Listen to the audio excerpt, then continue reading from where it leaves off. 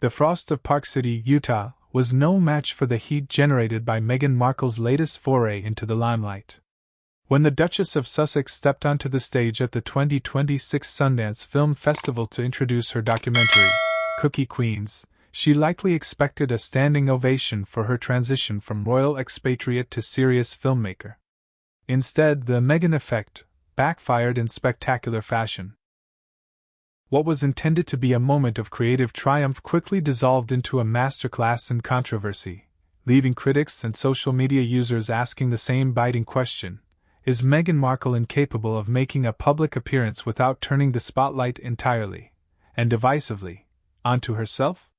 The narcissistic introduction, a protocol breach? The backlash began before she even finished her first sentence. In what seasoned festivalgoers described as an uncommon and jarring move for an executive producer, Meghan took the microphone to deliver a highly rehearsed, emotional speech before the screening of the documentary.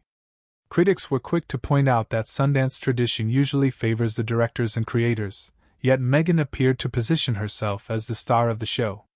On social media, the reaction was swift and merciless. Descriptors like narcissistic and delusional trended within hours, with many observers noting that her delivery felt less like a film introduction and more like an Oscar acceptance speech for a career that many feel has stalled. One viral post on X summed up the sentiment. Meghan and her BFF, the microphone, a love story that never ends. By inserting herself so forcefully into the presentation, she effectively sidelined the actual filmmakers, once again proving her penchant for making every project about her personal brand.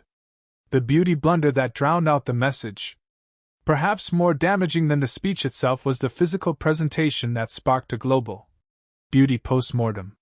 For a woman who prides herself on curated perfection, the Cookie Queen's premiere was a rare and humiliating faux pas that the internet refused to ignore. Eagle-eyed fans and fashion critics alike tore into the Duchess's appearance, highlighting a glaring mismatch between her unnaturally orange bronzer and her neckline. The visual disparity was so stark that it completely overshadowed the documentary's themes of female empowerment and girlhood. "I didn't hear a word she said. I was too distracted by the face-neck color mismatch," one commenter noted. To make matters worse, photos circulating from the event appeared to show visible hair extensions, leading to a wave of mockery regarding her messy and unprofessional aesthetic. For a figure who often lectures on the importance of voice and substance, the fact that her own beauty team's miscalculation became the lead story serves as a poetic irony.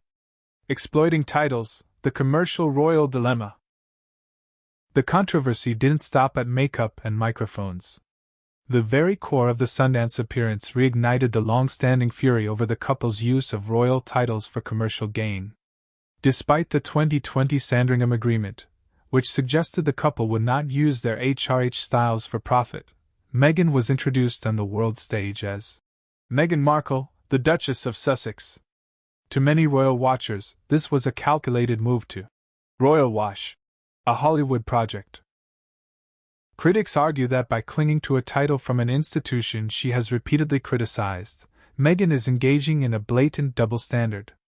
The optics of using a British royal title to promote an American documentary about Girl Scouts selling cookies struck many as tacky, if not a direct violation of the spirit of her exit from the royal family. It reinforced the image of a woman who wants the prestige of the crown without the duty that comes with it. Waning star power.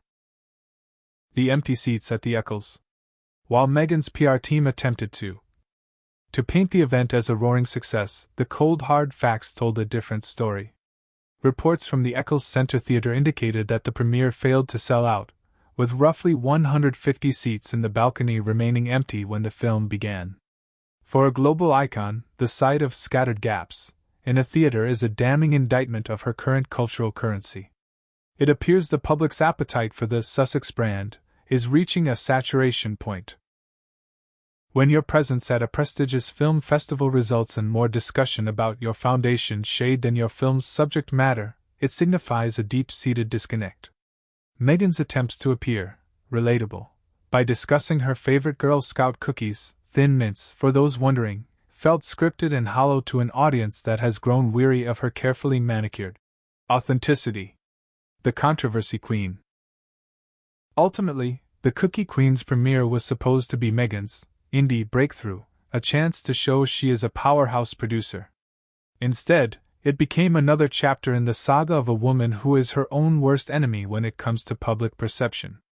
By prioritizing her own voice over the creators, failing to manage her visual brand, and exploiting her royal connections for a commercial premiere, Meghan Markle has once again found herself at the center of a storm of her own making. In the high-stakes world of Hollywood, you only get so many chances to lead the narrative. At Sundance 2026, Meghan didn't just lead it, she hijacked it, and the world is finally pushing back.